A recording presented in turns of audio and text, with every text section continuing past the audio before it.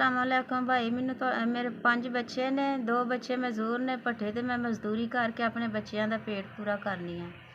ਤੁਹਾਡੇ ਵੱਲੋਂ ਮੈਨੂੰ ਇਹ ਹਰ ਮਹੀਨੇ 10,000 ਰੁਪਈਆ ਆਉਂਦਾ ਹੈ ਤੁਹਾਡਾ। ਅੱਲਾਹ ਪਾਕ ਇਸ ਤੋਂ ਵੀ ਚੋਖਾ ਚੋਖਾ ਦੇ। ਅੱਲਾਹ ਪਾਕ ਤੁਹਾਡੇ ਕਾਰੋਬਾਰ ਵਿੱਚ ਰਹਿਮਤ ਪਾਏ, ਤੁਹਾਡੇ ਘਰ ਬਾਰ ਸਲੂਕ ਤਫਾਕ ਰੱਖੇ, ਬੀਵੀ ਬੱਚਿਆਂ ਤੇ ਅੱਲਾਹ ਪਾਕ ਤੁਹਾਡੇ ਤੇ ਰਹਿਮਤ ਰੱਖੇ। ਤੁਸੀਂ ਜਿਹੜੇ ਮੈਨੂੰ ਪੈਸੇ ਭੇਜਦੇ, ਮੈਂ ਇਹਦੇ ਵਿੱਚ ਬੱਚਿਆਂ ਦੇ ਆਪਣੇ ਦੇ ਅਖਰਾਜਾਤ ਪੂਰੇ ਕਰਨੀ ਹੈ। ਬੜੇ ਹੀ ਉਹਨਾਂ ਦੇ ਅਖਰਾਜਾਤ, ਖਾਣ ਪੀਣ, ਕੱਪੜਾ ਲੀੜਾ, ਉਹਨਾਂ ਦਾ ਹਰ ਅਖਰਾਜਾਤ ਪੂਰਾ ਕਰਨੀ ਆ। ਉਹਨਾਂ ਦਾ ਆਪਣੇ ਘਰ ਦੇ ਵੀ, ਬੱਚਿਆਂ ਦੇ ਵੀ, ਨਾਲ ਆਪ ਮਿਹਨਤ ਕਰਨੀ ਆ।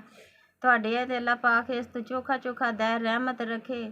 ਘਰ ਬਾਰ ਵਿੱਚ ਤੁਹਾਡੇ ਬਰਕਤ ਪਾਏ, ਕਾਰੋਬਾਰ ਵਿੱਚ, ਬੀਵੀ ਬੱਚਿਆਂ, ਮਾਂ ਬਾਪ ਵਿੱਚ ਤੰਦਰੁਸਤੀ ਰੱਖੇ, ਸਲੂਕ ਤਫਾਕ ਦੇ ਤੁਹਾਨੂੰ ਅੱਲਾਹ ਪਾਕ ਇਸ ਤੋਂ ਵੀ ਬਹੁਤਾ ਬਹੁਤਾ।